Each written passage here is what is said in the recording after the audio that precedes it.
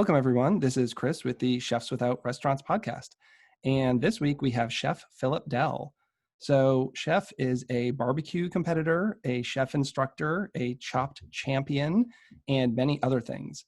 I met Phil when we were in culinary school back in 1995 when he was studying to be a pastry chef. So welcome to the show, Phillip. How are you doing?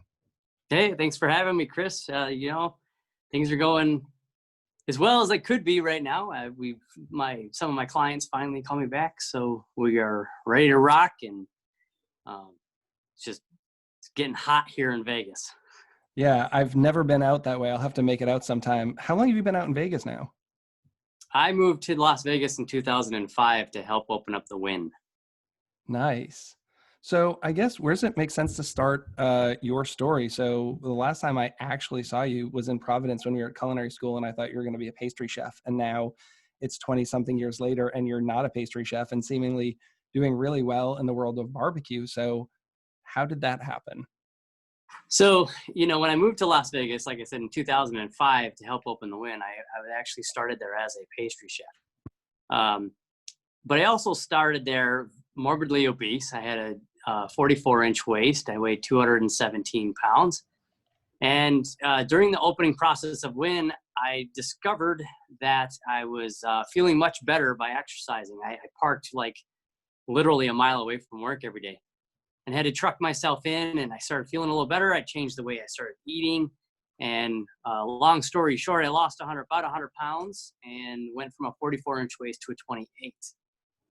It was at that time, about 17 months later, that I opened up my own company called Sin City Chefs and started helping other people do the exact same thing that I did. And at that point, that's pretty much when I got out of pastry full time. I still actually taught professionally for people that wanted to be pastry chefs. But I also helped people live a healthier lifestyle, I guess. And that's kind of how things evolved. Through Sin City Chefs, I was called by the Food Network and had my opportunity to compete on Chopped. Barbecue is something that I've been passionate about my entire life. In addition to always wanting to be a chef since I was 4 years old, I also lived kind of all the time around a grill or a smoker or a pit of some kind. When I was 8 years old, I had the pleasure of learning how to roast my first pig with my grandfather and my uncle. And that's kind of how, the fire started burning in terms of barbecue. I developed my own seasonings in the late 90s and took those to market as well. And some sauces and some glazes and some marinades. And that's pretty much how it started. When I moved to Las Vegas, I was recently divorced and just kind of wanted to start over. I took about a 10-year hiatus from the competition scene. After winning Chopped, my wife and I were redoing our backyard, and I bought a smoker, a Kamado, beautiful smoker. And ironically, one of my good friends was teaching a professional barbecue class that for people that like to compete. I went to the class, and when I got home, my wife looked right at me and she goes, "So when's the next competition?" And that's pretty much where it started back up again. And that was about 7 years ago. We've competed at least 50 times since then. We've done very, very well. And this year's been a little weird, but we just came back from a competition in Ogden, Utah. And we had a lot of things going up against us this contest, but we still walked away with a few prizes. So, once you get as you know, Chris, once you get kind of excited about something and you just have it in your blood, you find every way you possibly can to keep going. And that's what I do. I'm sure it's like picking a favorite child, but do you have a favorite cut of meat or something to do for barbecue? Well, I get that question a lot. Any possibility that I have, I love to smoke pigs. Like I said, I have a lot of really good memories with smoking pigs, but considering they're expensive and very cumbersome and you got to have a lot of people that eat them, ribs, I absolutely love to cook ribs. I have so many memories about ribs as well. Some amazing and some of them not so great, but it's just, in fact, we're debating right now. Because I travel a lot and I'm our busy schedules all the time. We haven't really celebrated Father's Day yet. So this weekend we're going to celebrate Father's Day, and trying to decide if we're doing the barbecue thing or if we're going to do burgers and dogs this weekend. And then on the 4th of July, vice versa. Sometimes I have a pig roast on the 4th of July. This year, we're not going to do that. We might wait till Labor Day. But yeah, ribs, definitely ribs. So what do you do for business? What's the core of how you earn your living? So I closed Sin City Chefs about 5 years ago and opened up CPD Enterprises LLC, a few years ago. And it basically encompasses everything that has to do with food. I have such a broad range of abilities when it comes to food, both for research and development, to consulting, to menu development, cost analysis, helping people eat better one bite at a time, 10-course meals, it doesn't really matter. So I travel the world doing a lot of things when it comes to barbecue or when it comes to food in general. And that's pretty much how I make a living. So I have clients that I cook for every day, corporately and individually. Well, I can't say that as much as I used to, but I also cook for them. Let me start over. I have clients that I cook for very regularly, but because of COVID, a lot of them have gone away. I recently had one come back, which is great. And I've got another client that has been with me off and on for the last 7 or so years. Helped that gentleman and his beautiful wife live a healthier lifestyle as well. And I have other people kind of managing some of those accounts for me so that I can travel the world and as my friend Harry Sui would say, share the love. So that's basically, if it has to do with food, I'm ready to go. So you've really diversified, and it sounds like building a brand. I mean, Chef Phillip Dell is your brand. I mean, I'm always kind of torn by like saying that like a person is a brand, but I mean, I think it makes sense. You kind of have your hands on a few different things, and I think it's smart to diversify. Absolutely. We've recently, and we've got some pretty big news coming up. Can't release that yet, but speaking of the branding and everything else, I was up. We of course had Paul Prudhomme to idolize after, and Julia Child, and Graham Kerr, and all these different, and Martin Yan. And if you notice those names, those were the brands. It wasn't.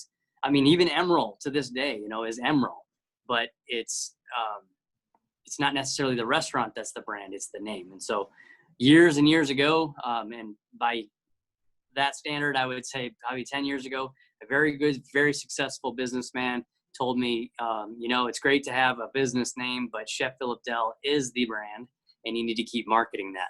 And I didn't listen to him until about 5 years ago, and it started sticking. So that's what we're doing. And we have a lot of really cool things coming up. Yeah. I think it's really hard sometimes when you start a business, you don't have the foresight as to where it's going to go. And you see so many people change the name of their business or change what their tagline is, not food, but I was thinking of like Just Cabinets, and you go in there and they have like couches and stuff. It's like, maybe you shouldn't have called yourself Just Cabinets, Exactly. Now you have Five Below and you go in the store and it's like, and more, there's stuff up to $10, it's like, so when I was looking at my business, trying to not pigeonhole myself into like one or two things and just kind of seeing how the brand was able to grow. So you said you had some customers who dropped off due to COVID. Do you know why? Is it because of a safety issue, like they didn't want you around? Or is it financial because maybe they were unemployed, or a combination of both? Because I'm just trying to talk to everyone about like where their business is and what's been going on. For my clients, it was more a financial disposition, strategic. It wasn't a goodbye. It was, I'll see you later. And so, I completely understand. They understand that, we as chefs always strive to give the best service, and we just want everybody to be happy. And so and safe, of course. And so, they're all great. And so I can't wait for them to come back. Yeah. I just started a couple of weeks ago. So I'm maybe 6 events in for the past 11 weeks. So it's crazy to say like, wow, I earned money 6 days and 11 weeks, but starting to get back there, and as many of my friends are, and hopefully things will continue to get better. talking about that, what did COVID do to food cost for you, especially things for like barbecue? I know so many of my friends who have food trucks. I have a couple of friends who have like barbecue trucks, and they're just talking about the cost specifically of like brisket and all that kind of stuff that used to be more reasonably priced. I'm sure you're seeing that. And how does that impact things? Well, it definitely is a blow. I mean, we were fortunate in the fact that pretty much everything leveled out or stayed the same for a little while. As of late, meaning in the last month, that's when everything skyrocketed. You know, we went from $249 for prime brisket to $699 for prime brisket. Or even worse. And I'm talking wholesale.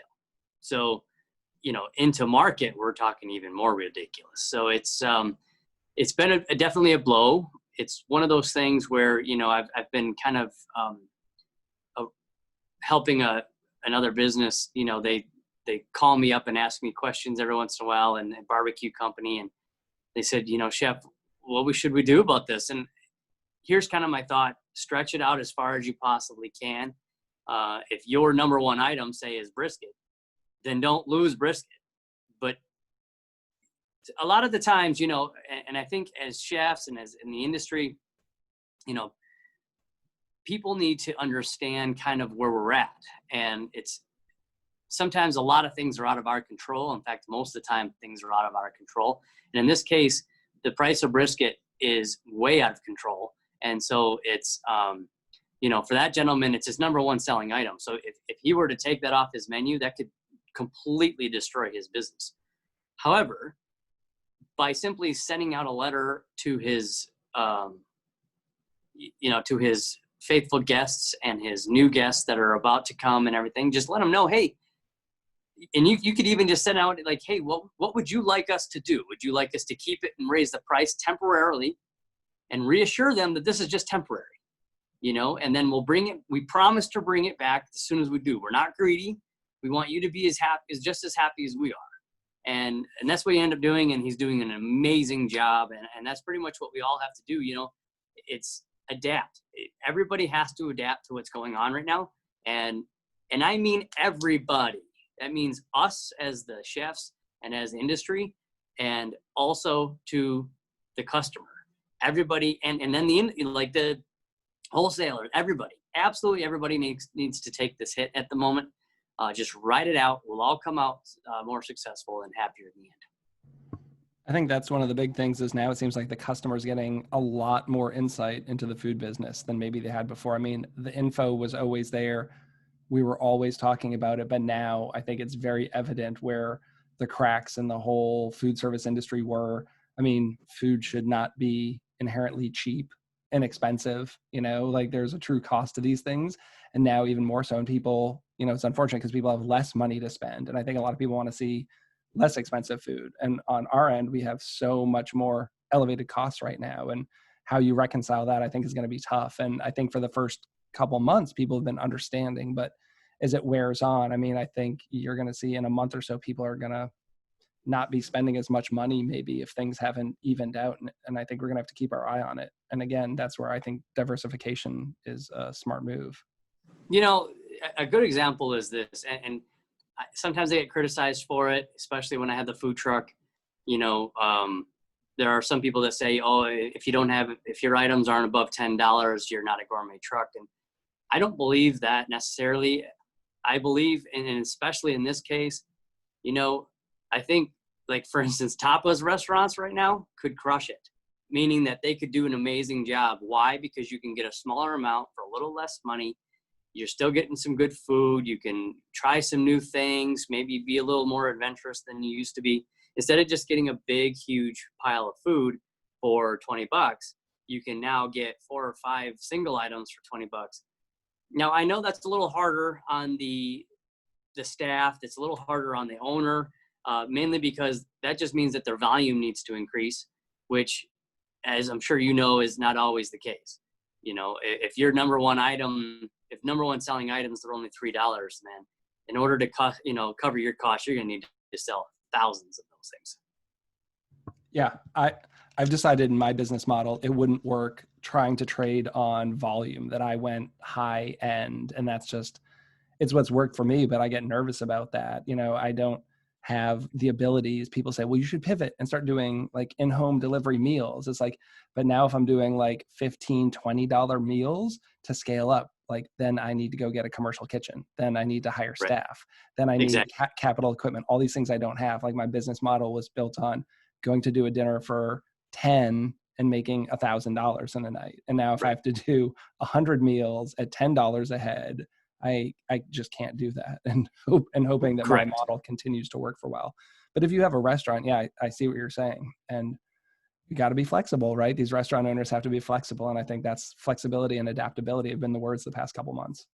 That's one thing that I've absolutely loved seeing, during this whole thing when everybody was stuck at home or whatever, chefs were even busy, like restaurant owners. I have some chef acquaintances and friends that have restaurants that, they started doing that take home boxes of a menu item or a few menu items. And then they would do a class online, kind of like what we're, a Zoom or, they did it live on Facebook or whatever, so that people could actually see it happening. And I think that was just outstanding. I think that's great. I had the pleasure of doing that myself. People were like, hey, chef, that bread you posted, do you have a recipe? Well, I'll be honest, a lot of times I don't use recipes. However, I'm happy to come up with one real quick for you, send it off, and they're like, okay, well, this scares me. And I'm like, okay, well, let's pick a time, let's pick a date, and let's do it together, And I think that was an opportunity for people to learn even more and to get excited about really how it works, to, they get to know the people that are actually making the food for them every day.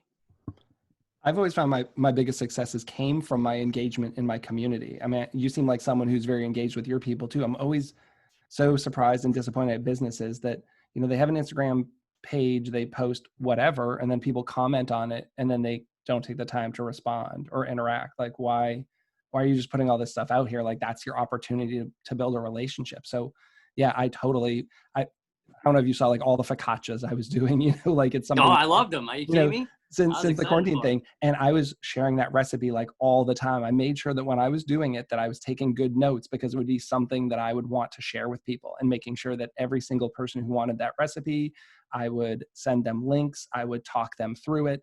I did some TikTok videos on making some of these things. I just enjoy the process of teaching people to be better cooks, but I think you're going to build long-term relationships with these people. And it's also fun. Like, maybe they never become your customer, and that's okay too. It really doesn't take that much time. Absolutely. In this world, that we're living in these days, it's, we need to find harmony somewhere.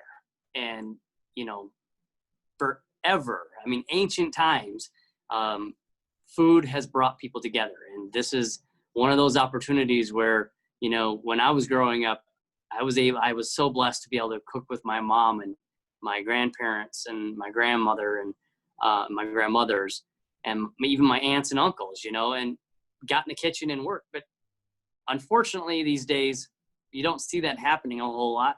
And this sort of disaster, if you will, has maybe been a shining light to some other people. A lot of people are they're learning new things that they never thought they would even be able to do. I don't even know how to boil water. Well, let's learn how to do it, because you don't have anything else to do. So, it's a great thing. I'm seeing a lot of kids cooking with their parents now. And,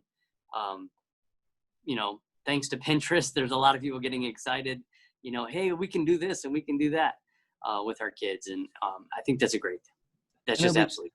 And it'll be interesting to see if this changes the landscape of restaurants. There's been a lot of talk about chefs are at home cooking, and maybe they've discovered that they don't need to be doing all these intricately plated dinners, that kind of a good home style meal there's some value in that, and that people want that. And what are customers going to be looking for when they return to dining? Are they going to be looking to go to that Michelin star restaurant and eating a 15-course meal? Or are they just going to want some like soul satisfying, nourishing food? And I think it's going to kind of lean in that direction. And there's another guy, I was listening to a podcast, and he was talking last week, and he was saying kind of, the idea of restaurants almost are going to need to become that old style neighborhood restaurant to survive. Like if people aren't traveling anymore, you used to go to Noma, you'd get on a plane and you'd fly across the world to go there. And the only way these places sustained business was they had a global audience. And now if people aren't traveling, you have to become that restaurant that people in your city and your community support. And I think that's going to make a lot of restaurants either change or go out of business. If you are not dependent now on people coming from all over the world to visit your restaurant, what does your restaurant look like in your community? And something I take to heart for sure. Absolutely. It just goes back to diversifying. When I opened Sin City Chefs back in 2007, we were in the middle of a recession and people were like, "You're crazy." It's like, well, but if you notice, I didn't stick to just one thing. There was always something I would do. And to this day, that's always going to be the model. And whether it's a restaurant or it's a food truck or it's a catering company or it's a consulting company or whatever, you have to diversify what you're going to do if you want to succeed, especially right now. So are you still doing like spices and sauces and things like that? Yes. So we're kind of stuck at the moment with spices. Unfortunately, the company that I originally had all my seasonings packaged sold a few years ago, and quality has been kind of slipping ever since. And so we're kind of in the middle of redoing that at the moment. And sauce, however, is ramping back up, and that's very exciting. We have a new one coming out, or it is actually already ready. We're just looking for an online source for it. We've got a couple stores here in Vegas that carry it. It's pretty exciting, and so we are definitely doing some of that. That's really cool. I don't know what I would make. People always say you should make some kind of sauce or spice. Like nothing comes off the top of my head, but it seems neat. Probably some kind of hot sauce or something. But I feel like the market's already flooded. I mean, isn't that hard? I mean, it's terribly hard in my opinion to like break into that market. Like, how do you set yourself apart from everyone else when there's already a million spices and barbecue sauces? So just like everything else, you have to find the niche. I have a very good friend of mine. She has a fantastic blog. I'm just going to shout out for her. She's Girls Can Grill, and it's literally fantastic. And she's crushing it right now in the barbecue world. I mean, just crushing it. Anyway, so her niche is obviously in the name, Girls Can Grill. And so because of that, she could capitalize all she wants. And that's what's going to separate people from anymore. When I first started developing seasonings and sauces and everything else, barbecue as a corporate competition world, if you will, was just getting ramped up. And then mid 2000s or so, it started to turn like NASCAR style, where it was just like crazy big.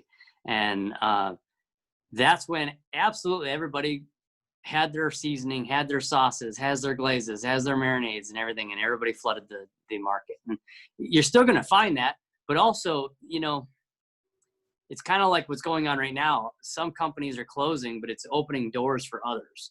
Or it's, and trust me when I say I don't want anybody to close. That's not what I'm trying to say at all. It's allowing new things to happen.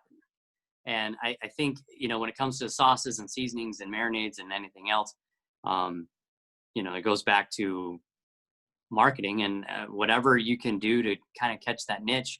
If you are blessed and you have a restaurant, well, then it's easy to just do a sauce or something, because you can put it on a shelf and people are like, "Hey, I just had that sauce on my ribs," or whatever. And they're like, "Hey, I want to take some of that home so that I can enjoy the flavors." Or, "Hey, I'm not from town. Can I get this sauce? So that when I go home, I can share it with my friends and say, "Oh my gosh, these ribs are amazing because of the sauce," or whatever. So there are ways to do it, but you're right. I think that it's extremely saturated. However, where there's a will, there's a way. So. Yeah, definitely. And I mean, there's some places that have condiments that I love. Like I have a few barbecue sauces that I enjoy getting from restaurants. Like they're not on supermarket shelves, but like if I go there's a place in Williamsburg, Virginia, and their barbecue sauce is unlike anything I've ever had before. And when I'm there, I'll usually buy like 5 jars of it just because it seems like so unique from everything else. But it is tough. I talk to a lot of people starting businesses like that, and I say, food is a commodity, right? Like, and Right. you almost have to have a value add. I mean, I know a lot of people who are doing things like starting tea companies, and like, if you're not making the blend yourself, you're just buying tea from someone, packaging it and reselling it. Why should someone buy tea from you as opposed to the grocery store or one of the other shops? It's kind of trying to figure out, like, what's going to set you aside. Are you going to be doing instructional videos or blogging about it, or being kind of on call to help people with their thing? And if that's not what you're going to be doing, then really, I think it's tough to kind of break into that. I agree, for sure.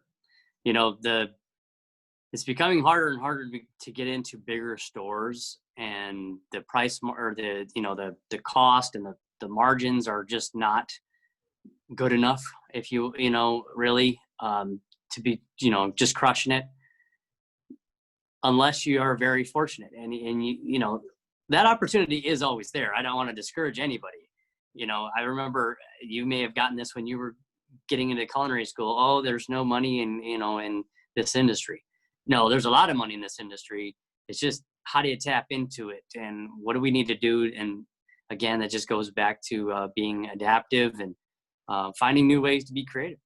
Yeah. Though I do remember going to culinary school, they threw out this number of like $100,000, and like, I don't know a lot of people making $100,000 in this industry Right. at all, let alone right out of culinary school. So Exactly.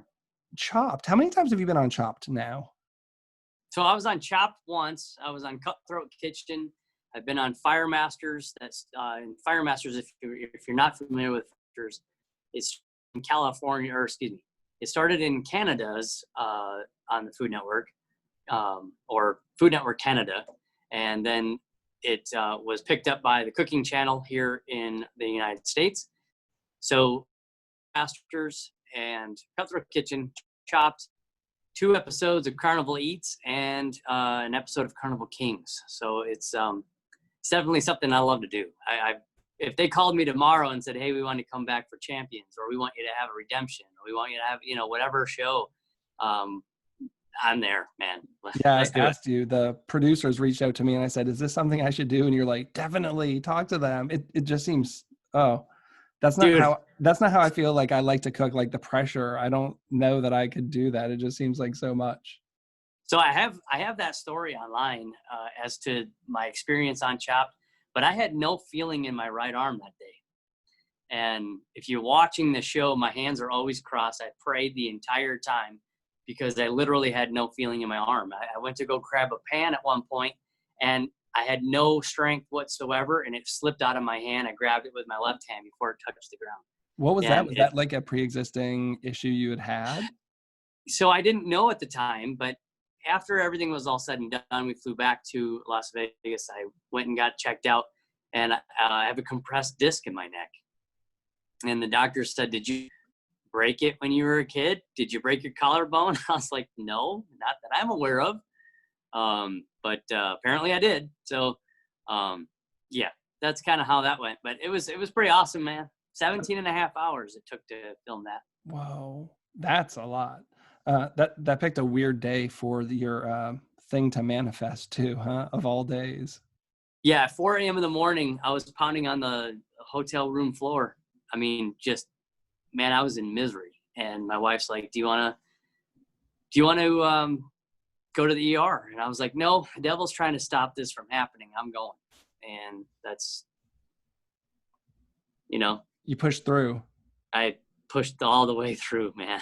Wow, that's amazing. Yeah, I don't know, maybe it's in the cards for me someday. I still don't know. People all the time, and it's, not people in the industry, but like everyone's like, oh, you should go on one of those cooking shows. Like, I don't know. That's I never really thought of doing that kind of thing. I did a local cooking competition. I felt like that was enough. We have the Mason-Dixon Master Chef tournament in Baltimore, and I've done that 3 times now with some chef friends, and that was fun. But I absolutely love it. Competition's been in my blood for a very, very long time. I would say, I think my first competition in food was when I was 8, and all through, junior high, high school, you name it. And then of course, my professional career, I generally don't stand down from a challenge. And, you know, and if I get, you know, just destroyed, for the lack of a better, you know, phrase, um,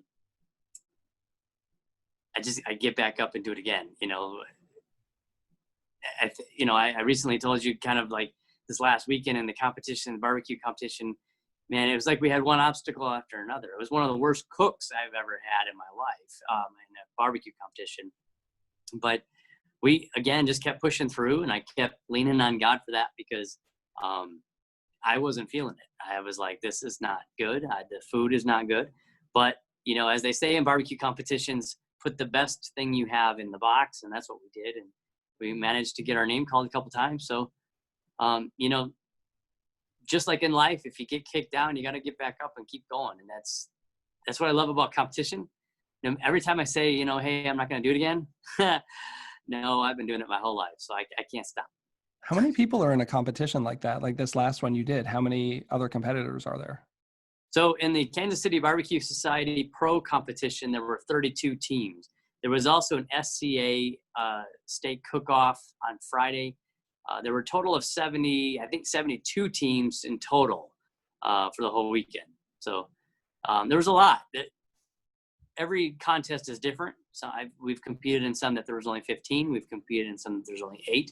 We've competed in some that there's 600. So, you know, you don't know from one competition to the next. Do you do anything with pastry anymore? Very, very rarely. Really? I've just, I don't know what it was really that changed the switch. I think a lot of it had to do with, you know, when I lost my weight, I just changed my focus. I still love it, still have a huge passion for it. If somebody said, hey, we want to offer you an executive pastry chef job, and it was worth it for me, then I would, you know, and I prayed about it, and God said, hey, this is what you need to do next. It would take me all of 30 seconds to get back in that mode. So, you know, the passion's always been there. But I have to say that I love the diversity of just doing it all, man. If someone told me, you know, hey, I need you to do a chocolate showpiece for me, I'd do it. So was your weight issue totally related to pastry, in your opinion? Like trying food and being around that? Is that? No, it had nothing to do with it. Okay. Nothing to do with it at all. So shortly after culinary school, about a year after that, I got married to somebody that I met in culinary school, and we had a rough 5 years. You know, it not necessarily personally to each other, but we went through the death of a child, and it just seemed like 5 years of a constant struggle. And you know, pizza and the lifestyle of a chef, or the stereotypical, let's put it that way, the stereotypical lifestyle of a chef kind of set in, you know, where I was just not eating correctly and having a couple beers and that kind of thing. And you know, in 2005, when I literally was taking a shower, and I was, you know, one morning I opened up the curtain and I saw myself in the mirror, and I'm like, this has got to stop right now. And, you know, I think, but most of the weight gain was stress. A lot of it was stress. And then I sat on my butt a lot, you know, I didn't do anything. I worked my tail off, you know, in the kitchen like we always do, but I wasn't very active anymore outside. And when I started to get more active, like I was saying before, how I would basically jog into work from where I was parked, the adrenaline started to get back up. I started to feel better, and, you know, and that's just kind of how things started. And, you know, but pastry didn't have anything to do with that. I love, to this day, I love pastries. I love desserts. My favorite thing in the whole world is cookie dough. And it can't be the stuff in the tube. It's got to be fresh. I have that every single weekend. Really? Chocolate chip? Chocolate chunk every single weekend. I don't care if there's a pie or a cake or anything else at a party. I'm still having cookie dough that weekend. It's like, it's a little bit of an addiction. I'm not gonna lie. Yeah. That's been really hard for me because I didn't go to school for pastry. You know, we have in 4 years of culinary school, 2 sweet classes. That's it. And now with my business, I have to do all the desserts. I mean, I could buy them, but I hate that. What I love to do is make everything. So I've really had to teach myself some very basic dessert skills and then play to my strengths. And it gets really hard because sometimes someone will say, I want a key lime pie because it's my favorite. And it's like, okay, I have to have that conversation with myself. Like, I've never made one of these, but I'm a chef. I've made other pies. I'm sure I can read some recipes and figure it out. But, spending the past couple of years kind of developing some of my go-to desserts, that's been fun for me and Sure. interesting. But it's tough because it's a whole different thing. Well, for me, most of the people, I'm going to say most of the people nowadays that meet me don't have any clue that I know how to do desserts. And so when I do desserts, they're like, holy cow, where'd that come from? You're the barbecue guy. Yeah, I've outed you here. For me, it was the flip side because I knew you as a pastry chef and we weren't, really close. Like I didn't really stay in contact with you after culinary school. And then, Facebook, you get reunited with everyone. It's like, oh, wow, that's Phillip. Oh, he's not a pastry chef right now. He's doing barbecue. That's so interesting because I never would have guessed that at all.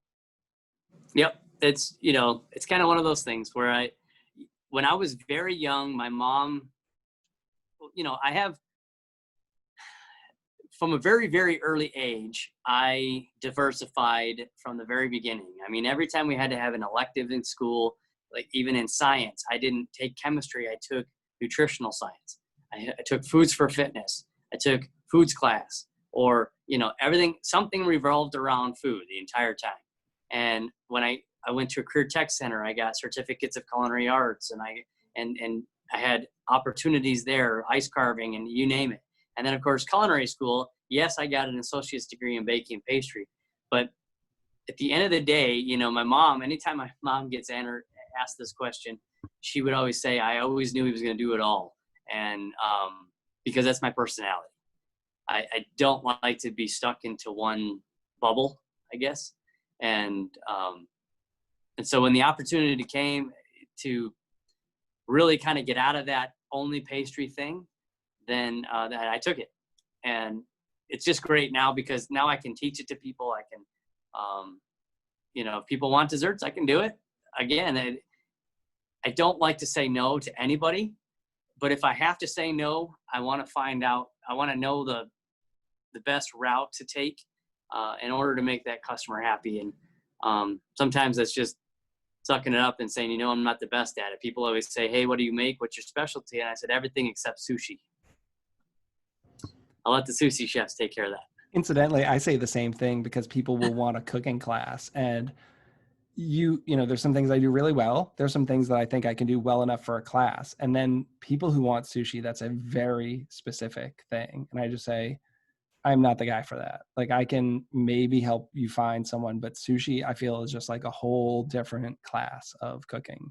And I also think a lot of that is also just the sourcing of product. Like when I look at where you're going to get the product, for me coming in off the street, trying to buy, fish that you're going to eat raw, I don't think is the easiest thing. I think most of the good stuff goes to the restaurants, and then you're just going to be paying, buying it from a sushi restaurant or something. Well, and that's very true. And out here we have the heat. Things, I always make sure that my clients have the highest quality. And if I feel that, like you were saying, I mean, if it didn't come straight off the boat, so to speak, I'm not serving it. And if I don't feel comfortable giving my client the best, I'm not gonna. So did you always have that entrepreneurial spirit? I mean, I feel like a lot of us go to culinary school, and when we're there, we always say, everyone says, I want to own a restaurant. And then I think you get out and reality hits and you're like, well, I didn't realize it was going to be so much work and money. And then you don't. But did you always feel like you had that thing in you that was like, I am going to start a business? So yes, when I was in kindergarten, I drew this little pamphlet of cookies. And I was like, anybody want to buy cookies? And they were 5 cents. And of course it was just like a little toy, if it wasn't like real or anything. Although if somebody did give me a nickel, I would like to find that person today and give them 3 dozen cookies free, just because they never got their cookie. But it was somebody that gave me a nickel. And that was, again, I was 5. And then when I was 8, I started my own mowing business, and it was legit, man. I had a whole list of customers that I would push my mower to, and everything else. And then I started selling cards and so yes, that is, long story short, absolutely. I've always sort of saw myself doing that. And I've tried to work for other people, in terms of businesses, and I like to work with people. I don't like to work for people. If that makes any sense. No, it totally does. I mean, I actually had to leave my last job because I just felt like I couldn't be the person I wanted to be, or both personally and professionally working there. I mean, I worked at a job that from the outside people would say was a good job, right? Like it was a good paying job. It was a respected job. I, did a lot of cool things, but I felt like I had bosses who were increasingly making me be more of an asshole. Like I came to a crossroads where like they would want you to fire someone and I didn't agree with it. And then you have to manipulate this scenario where you can find a loophole to get this person fired. It was just like, I hate doing that, or trying to get someone as cheap as possible. Someone would come in for an interview and I would feel like they deserve $15 an hour. It's like, well, we can go that, but you got to start negotiating at $11 an hour. And I hate that kind of stuff. And I felt like I couldn't be the human I wanted to be working there anymore, let alone the chef I wanted to be. And I wasn't able to be doing the food I really wanted to do. So yeah, I mean, I've worked for other people for 25 years or so. And, now I'm only kind of 4 years into doing it myself. And I can't imagine working for anyone ever again. Yeah, it's, it does, it has its ups and downs, in this last situation, working for somebody else, you would been able to collect unemployment easier, maybe, but, there's the whole retirement thing. So, as a business owner, you have to kind of find new ways to, build your retirement and so on. But it's children. I have 2 children. I'm teaching them the hustle at a young age. I'm taking care of them now. They're going to take care of me when I'm old. That's my that's my plan. The retirement thing, I don't know. I'm hoping my children are going to take good care of me. Well, I'll be honest. So when I was at a very young age, I told my parents that I would help them retire. And to this day, I am striving everything I can to do that. So, that's to awesome. all those kids out there, your parents do a lot for you that you don't realize. And so, yeah, I mean, it's tough. My wife's parents live with us, and we love it. I mean, we have 3 generations in this house, and I think it's great. They get to be around their grandkids. They don't have to do as much around the house. It works really well for us, and we love having all 6 of us under one roof. But it's tough. Like I don't know that they could afford to live on their own anymore now based off of their retirement. So we're glad to take them in and share that, and hopefully my kids will see that and want to take us in. Yeah, absolutely. Yeah, because the food business is not a get rich business. I mean, I guess it can be, but it's tough. It is a struggle for sure, getting by and saving for retirement in the culinary world, I think. The margins are so tight in this industry. There are ways to make more coin, but sometimes they're soul sucking, and that can be working for other people. If it's sucking life out of your soul, and well, and that's why I'm not gonna lie. That's why I wanted to do my own thing, because as you move up the ladder corporate wise, I was an executive chef, but I wasn't cooking anymore. And you're just doing essentially HR stuff, hiring, firing, budgets, all that stuff. And I said, if I'm going to do this, I might as well be an accountant, because I don't want to be a desk jockey. And that's what you end up doing as you move up the ladder. I mean, very few executive chefs are actually cooking that much anymore. And I was like, well, I can either do what I love, which is cooking every day, make no money, or I can move up the corporate ladder, make better money, not cook. But it's like, how do you make a living doing the thing if you really love cooking? One of the most rewarding things of owning your own business, especially in your sense, the way that you have your business model, I love seeing people smile when they've consumed my food, or when they've taken a class from me, or something to that nature. In addition to that, I love to see the families grow. one of the things that I did not like about corporate anything is the fact that everybody literally becomes a number.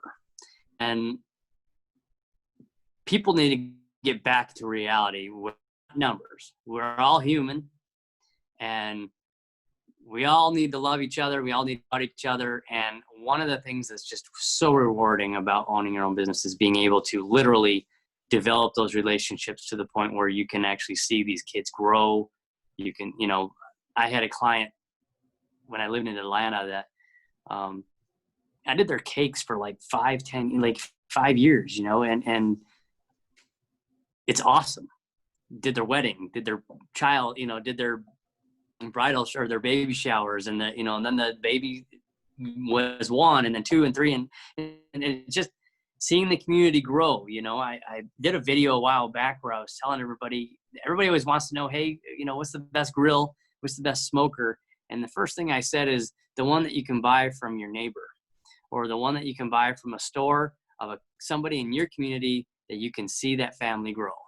Because let's face it, man, if we don't do that, then what are we all living here for? Yeah.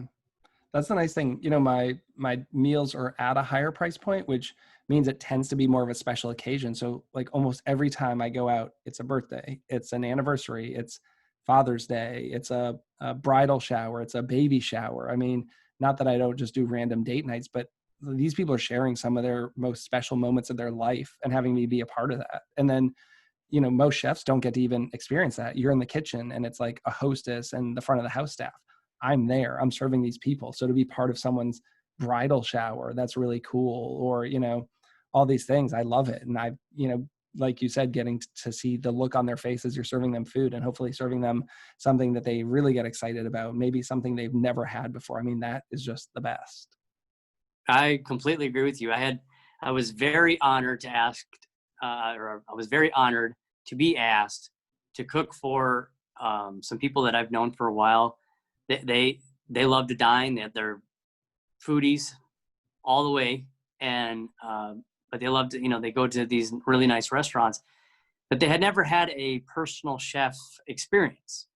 And I call them Epicurean experiences. And so we did 9 courses, and it was every sense, all of your senses, or all of their senses were used to enjoy that meal. And it was a totally Epicurean experience for them. And they were blown away by that, that thing. And it was just something that they didn't even realize could have happened, or, could be, if you will. And it's so rewarding. Like I said, every time I get tired, as chefs, this industry is really rough on you, man.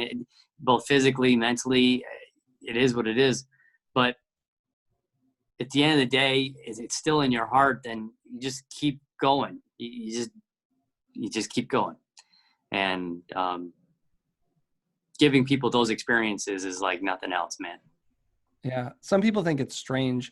I've actually become good friends with many of my customers. We'll go out and get beers or hang out. I'm in their house for 4 to 5 hours, for the time. I usually get there about 2 hours before dinner even starts, and then you're hanging out and you get to know them. And it's amazing how many people then, follow me on Instagram or send me a friend request on Facebook, not just follow the business page, but me personally. So then you're seeing their whole life of their children and all their things they're doing. And I like that, really building a connection with them and feeling like they're true friends. So some of my closest friends have actually come out of being paying customers for me, instead of, starting out as friends that I was cooking for.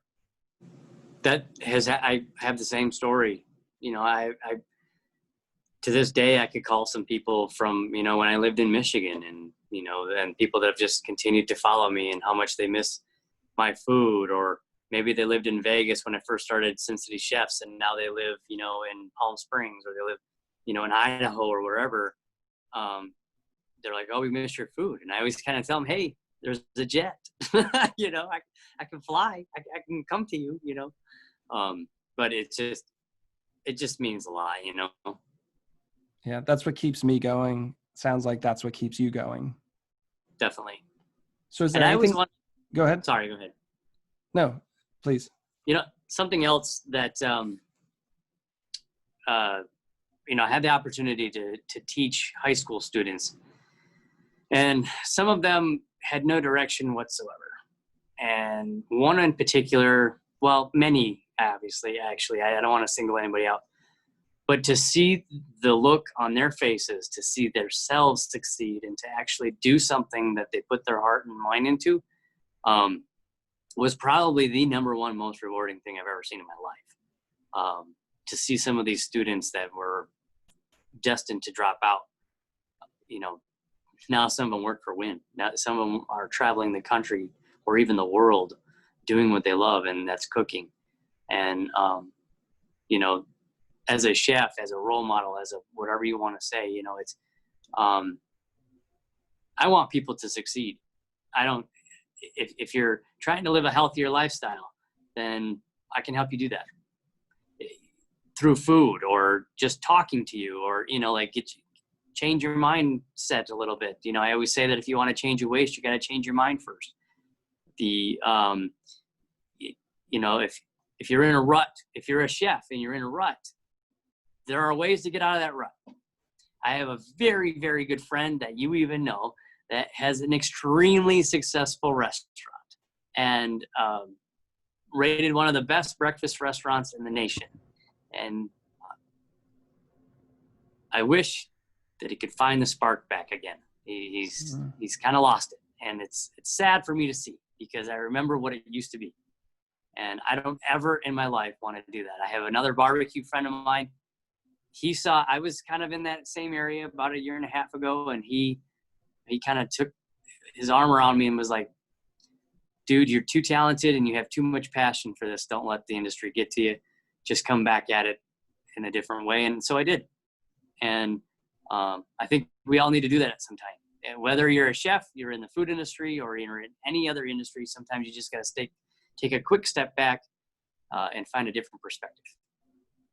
And I think a lot of people are doing that right now. I mean, even myself, it felt good to kind of pull myself out of the day-to-day grind, because you get caught up. The challenge I find is when you're building a business, you want to get there, and then you might think you get there, and then you're so busy that you stop building, right? Like I started my job on the side. So it's like, I'm building to this. I need more customers. I'm getting there. And then you're there, and then you're in the weeds 24/7. And then the things that got you there, like I was communicating more with my customers. I was doing more blogging, whatever I was doing, working on the business end. And then like, you can barely keep alive. Like you have the business that you've hoped for so long. And then just everything else starts to fall apart because now you're in over your head. And this was like, okay, we got to stop everything. Okay, let me refocus. I need to work on some new menus. I need to think about how my marketing needs to change. I need to develop new recipes, like all these things. And yes, I didn't want to be unemployed, obviously, but it was a nice break in the sense that it gave me time to refocus on the business and kind of look at what I was happy with and look at what I wasn't, and then kind of shift a little bit. I'm going to come back still doing my business, but I'm making some adjustments, not just due to COVID, but just things that I was able to reflect on that I don't think I was able to think about when I was in the thick of it. Well, and sometimes during those times, you actually find what you actually have more passion for than you originally did. I found also that I'm very good at certain things that I didn't know I was good at. And it's all a learning process. The entire thing is a learning process. And then, we're not getting any younger. So I've been in the industry 31 years. I'm in my 31st year right now. So most people would be retiring after 30 years. And I'm probably at least 20 off before I can even think about that. So yeah, I just did a quick count on my fingers. I think I'm 27 years. Right. It's like, wow, where did those years go? But then you look back and you're like, I've done a lot in those years. And it's a very successful businessman. In fact, he's a client of mine. He once told me one of the biggest keys to success is find a way to replace yourself. So bringing up the people below you to help them succeed and carry that torch is is fairly vital. That's something I need to work on. I think we all do, to be honest with you. We all want to be we want to oversee everything all the time. We were talking about earlier how we didn't want to be that chef that wasn't cooking anymore. And even when we were in culinary school, I said I didn't want to be the chef carrying the clipboard all the time. I wanted to be, getting in the weeds with my staff or my cooks. And ironically, though, the cooks don't actually want you there. You make them nervous, even if you're not trying to. And I don't know about you, but I like to try to have some fun when I'm cooking, especially for cranking. I mean, I remember having the food truck, seeing that line that was a half a mile long. Man, there's no bigger rush than that, is to see that line going, holy crap. Well, the nice thing when you have your own, the nice thing about having your own business is that you can then delegate the stuff that you don't want to do. When you're working for someone else, now it's like, if I am not good at the books or the marketing or the whatever, I can continue to be the chef cooking and hire an accountant or hire a marketing person. When you're working for someone and you're the chef, the expectation usually from the general manager is that you're going to do that admin stuff. But when you have your own solo business, you can say, well, like, maybe my strength isn't the organization end of doing the paperwork, and I'll just hire someone to do that instead of hiring, a sous chef to do the cooking. So trying to figure that out and let some stuff go. It's always tough, I completely 100% agree with that. Learning as you go. One of the big things is everyone says, like, how do you grow? How do you scale? It's like, why are you so worried about my business? Don't worry about it if I'm happy. I think people always want to say, well, but you got to hire more chefs. You got to stop cooking and have them do that. It's like, but that's not the point of what I want to be doing. Don't worry about my business. I'll hire someone to do the books, and then I'll just go cook every day. Every decision you make has some sort of consequence. It can either be a good one or a bad one. And sometimes, like you and I were talking about earlier, when we were talking about like the price point, if you scale down your price point and you need more volume, that opens up more problems. The problems become more time consuming. And in this industry and in pretty much any business, any business, time is the most expensive thing you have to deal with. And that is the one key ingredient that most people don't think about. And unfortunately, they're the customers. That is true. I talk to people about that all the time, because when I do dinners for two, a dinner for two might take 3 days. And people are like, that can't be right. And like, by the time you plan a custom menu with them, that's time, making your grocery list, going to multiple stores, buying all that stuff. There's prep time, there's travel time, there's the time you're there preparing it, cooking, then your commute home, then cleaning up. It's like, yeah, I can't charge $30 a person for that dinner because it took me 3 days. Like, how much do you as an accountant make in 3 days? Yeah, that's what I would like to be making as a chef, even though I can only do one dinner, Exactly. So is there anything you'd like to leave our guests with before we get out of here today? Well, usually I have some sort of quirky thing to say. I'm trying to think, usually I have that, final tagline, if you will. But the biggest one that I have for everybody is to stay positive, love on each other, and always remember that if we may not get along in the world politically, we can all get together at the same table. I love it. We've been talking about that so much recently. So I'm glad that you shared that with everyone, because I feel the exact same way. So to all of our listeners, this has been the Chefs Without Restaurants podcast. As always, you can find us at chefswithoutrestaurants.com and .org and on all social media. Thanks so much for coming on the show, Phil. And I hope you have a great week. Thanks for having me. All right. Bye. Bye. All right. Let me find where the cut is. Hey, thank you. I hope you enjoyed that.